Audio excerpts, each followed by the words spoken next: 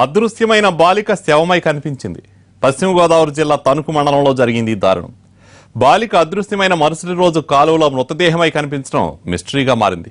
అసలేం జరిగింది? ఆ చిన్నారిని ఎవరైనా చంపేశారా లేక ప్రమాదవశాత్తు కాలువలో పడిపోయిందా?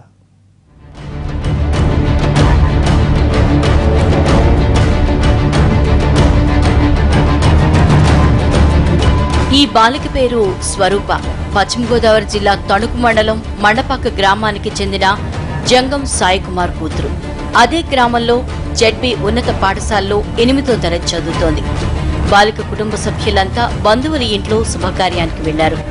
ఆ సమయంలో స్వరూప ఇంట్లో నిద్రపోతోంది. శుభకార్యం ముగించుకుని కుటుంబ సభ్యులు తిరిగి ఇంటికొచ్చారు.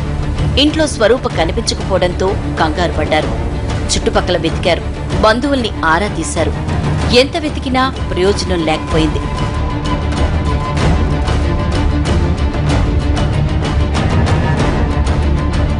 స్వరూప కోసం కుటుంబ సభ్యులు వెతుకుతుండగా అత్తిలి మండలం గుమ్మంపాడు లోకల సమీపంలో కాలువలో ఓ బాలిక మృతదేహం ఉందన్న సమాచారం అందింది.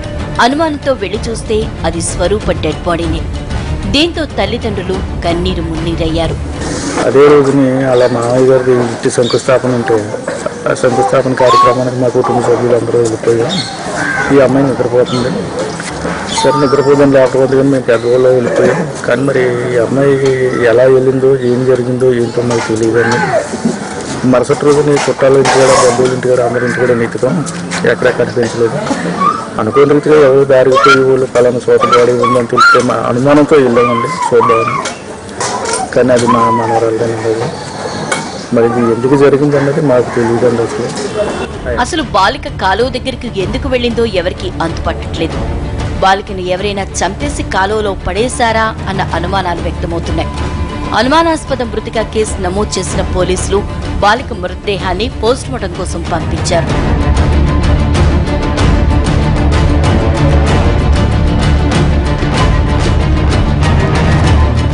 పోస్టుమార్టం రిపోర్ట్ వస్తే స్వరూప ప్రమాదవశాత్తు కాలువలో పడిపోయి చనిపోయిందా, ఆత్మహత్య చేసుకుందా, లేక ఎవరైనా హత్య చేశారా అన్నది తేలనుంది. అప్పటి వరకు ఇంట్లోనే ఉన్న స్వరూప తెల్లారేసరికి అలా శవమై కనిపించటం ఆ కుటుంబంలో విషాదాన్ని నింపింది.